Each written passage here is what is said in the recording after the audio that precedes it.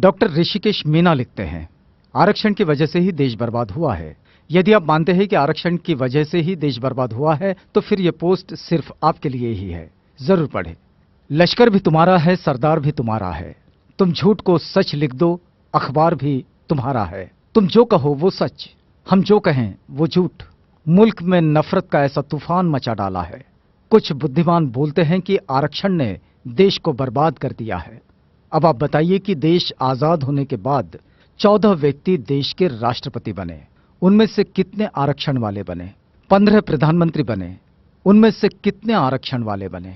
43 उच्चतम न्यायालय के मुख्य न्यायाधीश बने, कितने आरक्षण वाले बने?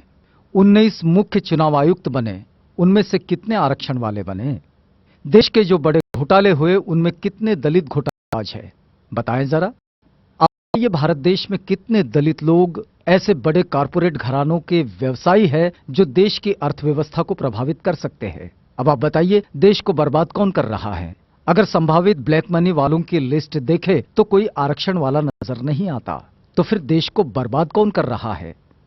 जितने लोग बैंकों का रुपया हजम करके बैठे हैं या भाग गए, उनमें कितने आरक्षण वाले हैं?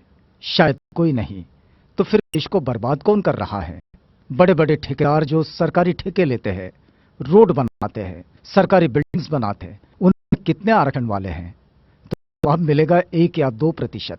तो फिर इस देश को बर्बाद आरक्षण कर रहा है या फिर मेरिट वाले?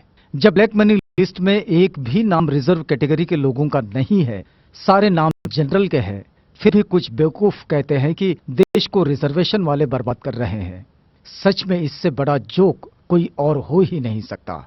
बोफोर्स तोप घोटाला, कॉमनवेल्थ घोटाला, आदर्श सोसाइटी घोटाला, सत्यम घोटाला, कालाधन घोटाला, स्टाम्प घोटाला, यूरिया घोटाला, चारा घोटाला, सुखराम टेलीकॉम घोटाला, शेयर घोटाला, चीनी घोटाला, बहुत लंबी सूची है इन घोटालों की।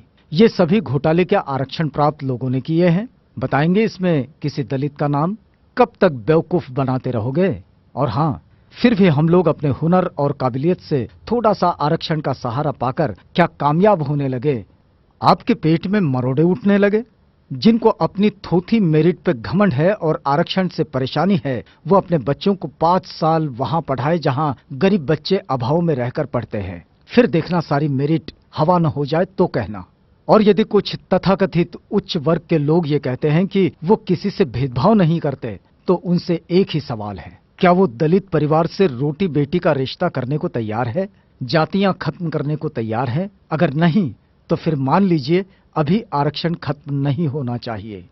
निवेदन एवं आग्रह, समस्त SC/ST समाज, आपको सिर्फ 10 लोगों को ये मैसेज फॉरवर्ड करना है और वो 10 लोग भी दूसरे 10 लोगों को मैसेज फॉरवर्ड करें इस प्रकार: 1 = 10 persons।